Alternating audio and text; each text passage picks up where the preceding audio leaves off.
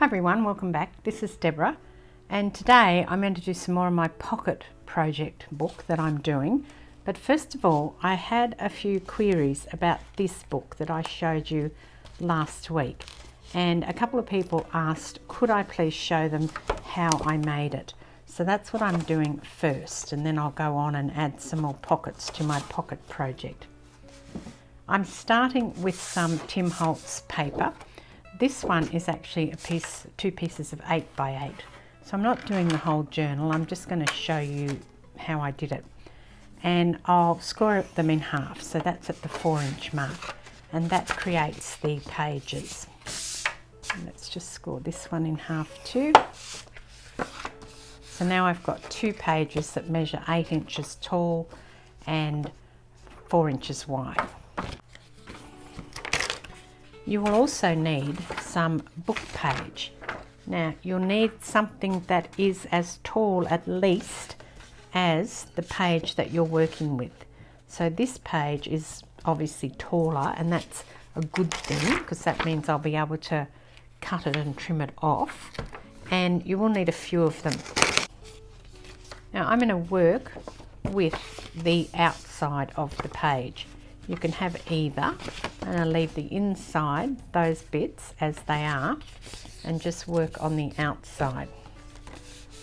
So the first thing is to take some paper from your book and fold it. So I'm just folding this in half, but you don't have to fold it in half exactly. And now you want to tear it. So as you tear it, you need to think about what you want your tear to look like. So I'll show you this one again to give you some ideas.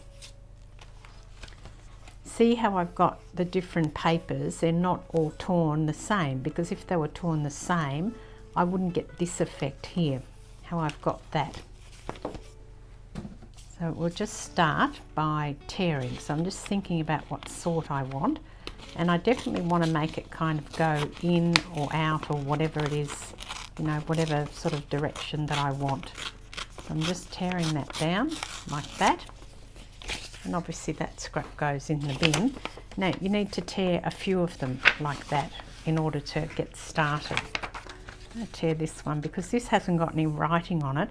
I'll fold this to the inside, so I'll make sure that when I put this in my book I use the paper that's got writing all the way through.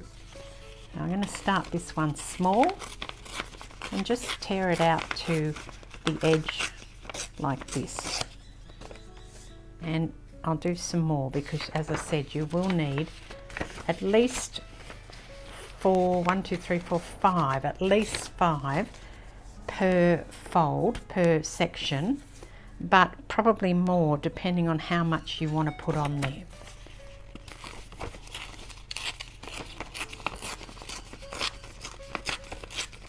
Now don't forget that if you always start small and go big, then your pages aren't going to overlap. So you need that overlap bit.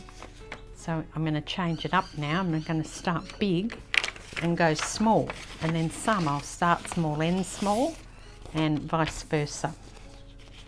I start big on this one. Don't tear too close to the edge, like an inch. Leave it an inch from the edge of the fold. I think that's quite a good sort of thing, and you just don't know what is going to happen, how they're actually going to turn out when you've folded them. That's, I guess, the fun part of it, really. I'll tear this up the other way. Hopefully I'll get a different profile, because your brain tends to want to do things the same all the time. So if you mix it up by turning the paper upside down, you may get difference. If you're having trouble with that, it's a way to try and get a different look to something. And the back and the front of the tear doesn't have to be the same. So what you could do actually, and I think I did do this to mix it up somewhat at times, is you could tear this front piece separately,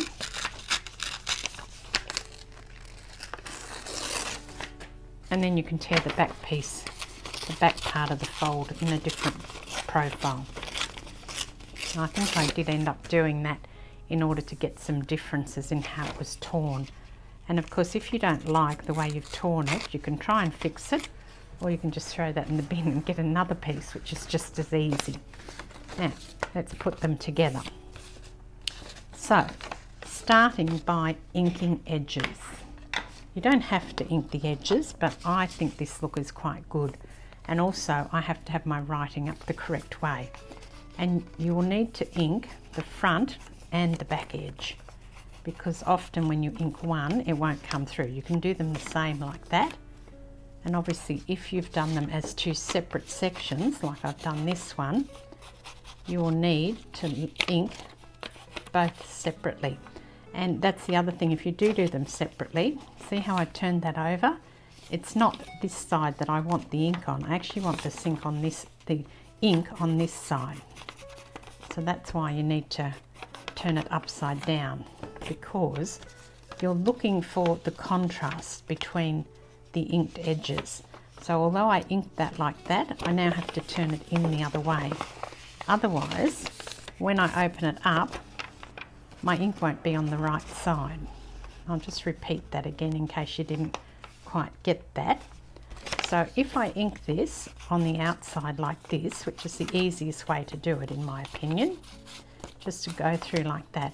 If I now use that in my book like this, I don't have any inked edges. My inked edges are actually on the back of the piece, so I have to turn it over and fold it out in order to make sure that my edges are showing when I go to put it in the book. So that's just something to be aware of as you're sticking it in. If you are inking your edges, you need to make sure that they are visible. There's no point in going through and inking all your edges, sticking the papers in your book the wrong way, and then finding you don't have that contrast between where the page ends and where the actual paper for the scrapbooking paper starts. You don't have to use scrapbooking paper for this. I just like using scrapbooking paper. I have a lot of it, but you can use anything you like for this. It wouldn't really matter. I think it would have to be something sturdy though. You could use file folder, that might be something. So now, depending on where you put them, you may have to turn them in like this. Let's just put some down and I'll show you what I mean by that. So start with all of your pieces. So this is kind of like step one. So with step one, I also am going to just chop all these so that they're the right size. Just put them all together like this, and then make sure, you could probably do this in your cutter actually, and cut them where you want them. So they'll need to be 8 inches tall. You can of course glue and tear them off afterwards. It's just that I'm not sure where the glue has to stop, so I thought I would do it beforehand. I'll just find my scissors, here they are. Turn it up and just chop these off. So this is not a quick process. It took me a while to do the book because it just takes time to get all these bits done. You have to do them all individually. So now I need to put something on. So I'm taking where the fold is and the fold of this, I'm going to slide this on here. And what I need to do now is to put some glue down. So let's glue. I glued on one side and then I moved on and glued on the other side when I did mine. So we put some glue down here and then put your paper in. Just get this in, hold this up so you can see. Put your piece of paper in so that it's in the right spot and fold that over. And then the next thing is to turn it over, put some glue on the other side. Now you could do this all in one step. Having done a lot of it, I thought that it worked better to do it in 2 steps. And make sure that it's nice and snug up against the fold of the paper. Okay, now I'm going to take another piece of paper and I'm going to repeat that process. Now when I take this next piece of paper, I want to see that I've got some contrast between the one I've just put down and the next piece, and you can see there I've got this line and it covers it up there, but that's fine. So that's going to go down next. And I can put a third one on, or you could put as many as you like really at this point. It's really up to you. I think 2 or 3. There will be a third one anyway, because when you join them together you need to put them on. So I think I'm going to stick with 2 for now. And then I'll do the second one piece exactly the same. So depending on how thick your book is, my book is very thick because I used all of the pages in the one book. So that's kind of like your first piece. My writing's up the right way. I've got 2 different profiles, and so I've got that nice, bit showing underneath. So I'll put that to one side, and I'll just do this one, and then I'll be back to show you how to put them together. Now, if you want to cut them off afterwards, you can. You don't have to cut them at the same time. So with this one here, I'm just showing you how you would do that. So you would start by putting your paper down, just working out based on the size of this here as where you need your glue, and then flip over and do the other side. Make sure you get that glue on the actual edge of your paper. Now I've put the glue a bit high, but it doesn't matter because at this point I'm just going to cut it off. So just trim it off. That would be the other way, so you can trim it either before or after. Now with your next piece, you need to have these together so that the folds are together. And I could use this piece, but if I put this piece down, you can see that this large piece, it looks like a lady's dress, doesn't it? Like a shape. This large piece is going to hide these bits here, and I don't want that. So how I would fix that would just be to tear this down some more. So I might tear it down like this, and of course having torn it down, I'll need to fold it back in the other way and re-ink these edges again. Otherwise I've not got any nice inking on the edge. And then fold it out again. And then what you do is you put this down. So even now I'm still not happy about this top piece. So I'm going to tear this up a bit too. And then make it a bit better shape here. You don't have to tear, of course, you could cut it, but I like the look when it's torn. I think that's a nicer edge.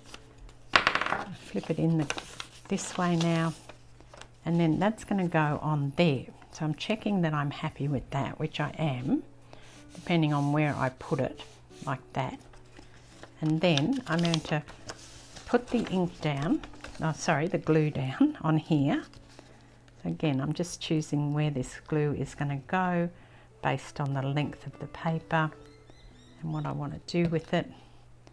And then I'm just going to put this over. So depending, it doesn't have to go in the same place all the time.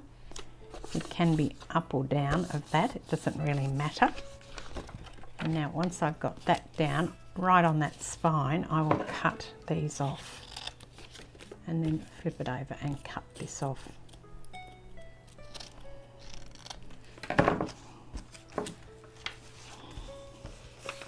And so with this next one, I'm now, and I find it easier after experimenting with it for a while when I was doing it, to hold the paper here rather than have it up vertically. I've put it horizontally, is to put some glue down on this piece here.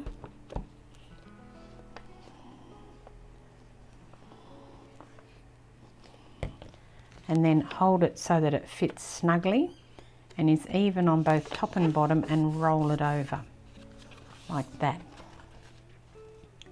And what that does is it joins those 2 pieces together. So then you would just repeat, repeat, repeat. Now, if you wanted another piece, you could do a skinny piece like this and just put it in the center. So it's really up to you what you want to do with your piece. So if I put this in here,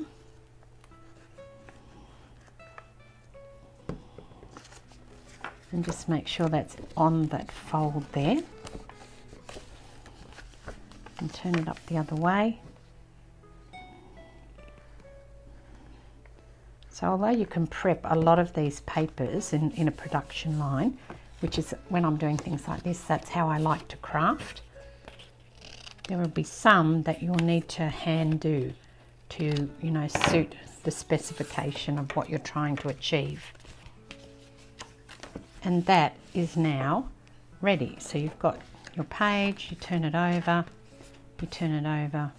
and you just keep going. Now, what you could do, which is what I did with this book, is there's two things. So you could either cut your initial pages in half, so you have single pages, and line them all up and do what I just did then. But if you want the book page in here as well to complete the look, you can just stick some in. So you'd have the same thing. You'd put a couple in there, maybe 3, whatever you wanted. That way it will look like it's all single sheets, but it's up to you. So if I put another 2 or 3 in there, as you're turning it, you wouldn't notice that it's not, you know, single sheets. And I found that the fold is probably better from the point of view that you'll end up with less of these at the end. And then at the end, all I did was put some glue down, and I covered it in some sheets of the paper exactly the same, so that it can be opened and flipped through. And that is how I did it. Now also I put some of this seam binding underneath and used some double-sided tape to stick that on, and then put the paper over the top as the final layer, or multiple layers, whatever you want to do. It's actually quite heavy, and that's quite wide, because as I said, I used a lot of pieces of scrapbooking paper when I did mine, because I wanted something chunky that you can, you know, get lots of your ephemera and, you know, travel and notes and things in there. So that's why I did mine as quite a chunky piece. But you could do a little one of those. I hope that helped those that wanted to know how to do that. And so what I've done now, having made that big one, is that I've cut it in half. So they're now 4 by 4, and I'll do a little mini book out of it. So you can do this with any size paper. And of course you could actually do this on a smaller piece, but I was just thinking, why don't I chop it in half and make a little mini book? And how you would do that is the same way. So what I've done is just gotten another piece of paper and inked those edges again, and I'm going to put it here. So I'm going to put the glue on, just stick this down. So just stick it along the edge of this piece like that. And before I put the next one on, I will trim it back. Get those pieces off. Now I've got this little flap, and I'll just do what I did before, only in miniature.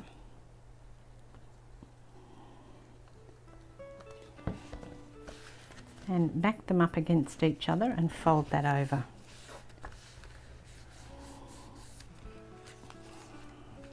And now I've got a little mini book, the same idea. I haven't put the paper in there, but I can go and do that. In fact, it might look better if there was the paper on the inside. That's the centre bit. And you could still put the little bit of paper around the back to hide all your folds if you did this. So there's another idea of what you could do with that technique. And that is just something that I made up, because I was looking at a different way of binding a journal, and I thought that's actually a very cool thing to do. So there you go. I hope you enjoyed that, and now I will go on with my pocket page for today. So the next part is to do the back of this one that I did yesterday. And so for this one, I've got a different thing that I've thought to do.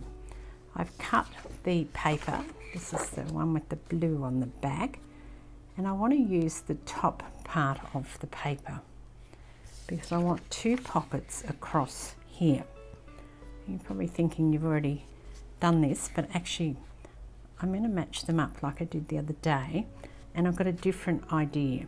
So this is 12 wide, which means I'll probably have to trim those ends a tiny little bit because my paper is 6 wide. So if I want it to be able to fit on the page, I'm just going to score it at 3 inches and 9, actually I'll have to score it less than 9 because otherwise my thing's going to be too wide. It's got to be less than 6 because 6 is the measurement across.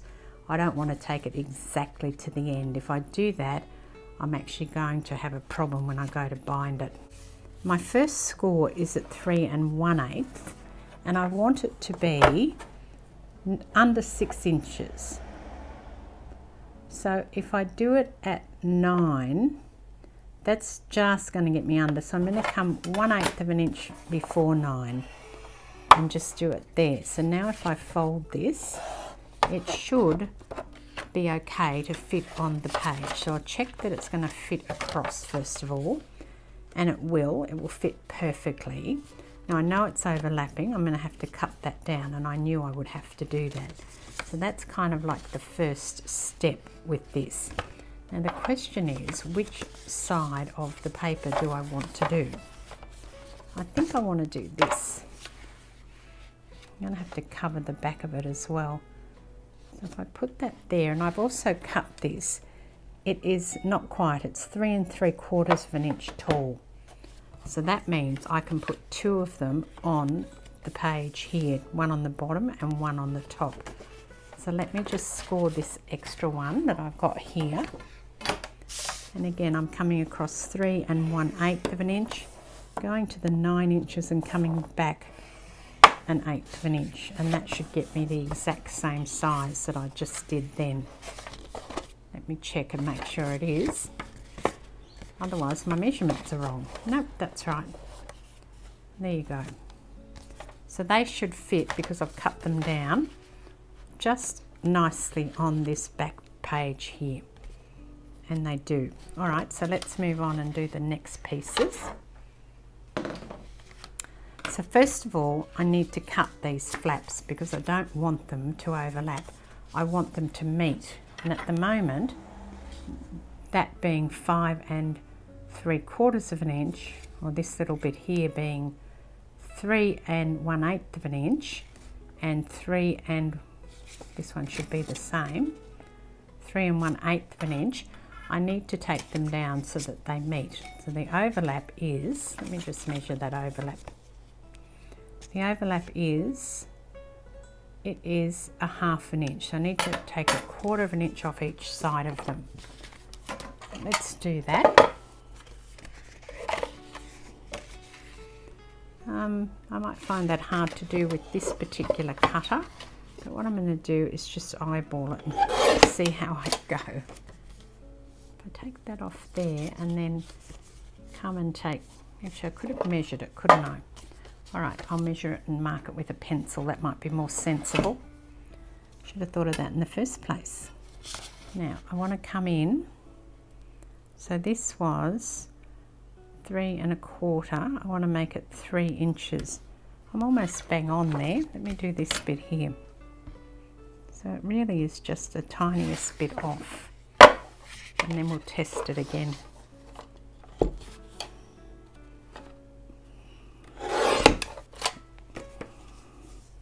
No, that's overlapping still. Okay, I must have measured it wrong. Let me try again. So my piece is 5 3/4. So each flap needs to be 1/2 of that. So 1/2 of that would be 2 1/2, 2 3/4, 2 7/8. There you go. I'm really getting into the measurements today. So I need to come in 2 7/8. And this one is like microscopically out.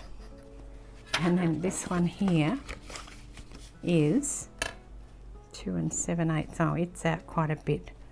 Okay, there you go. So I'll try that again. I need to probably take this much off that side and a little bit more off the other side. Now let's put this in and try and do it. Literally just a sliver off this side and see if they meet. There you go, they're meeting. Just meeting in the middle like that. Could actually open them up a little bit and do them a bit wider too. Now maybe I'll take it down a little bit. Actually, you know what I'll do, and I should have thought of it before, is if I fold the flap back a little and do a little fold. I don't want them too far apart though. Okay, going for plan B now. Plan A hasn't worked as well as I thought it would. So I'm going to take a 1/2 inch, maybe I'm going to take 5/8 of an inch and fold this back. And then on this side the same, 5/8 of an inch. I'm making this up as I go along, so that's why I'm just testing things out. And that will fold back like this. And then this one on this side. And I think that will be fine. So when I put that down here, I've got those 2 pieces that fold back. And before I do anything else, I'm going to set some eyelets in here. Now, somebody did mention that if I'm wanting eyelets that have backs on them, you can get them off Amazon. I had a look this morning and I did find some, but it was a very quick look and they didn't have the best reviews ever, but it's a possibility that you can get them so you don't have to cover the back of your piece. So that's a tip from one of the people who's looking at my project and giving me that suggestion, which is great. Love a good suggestion. And I shall certainly go and hunt a bit better later on to see what I want to do. So which side am I setting my eyelet? This side, I think. I actually think I'm going to fold that in. Don't think I like it on the outside now. Thought I did, but changed my mind. Although if I put it on the outside, I can run some washi along the edge and it'll probably look better then. Okay, so I am going to stick this down first so it doesn't flap, and this will also give it some strength, having a double layer. I didn't set out to do that, but I've just realised that that will help. Now, before I set that eyelet, I'm going to put it over here like this, make a mark so I get the next one in the same spot. There you go. I can see that scratchy thing I just did then, which I can.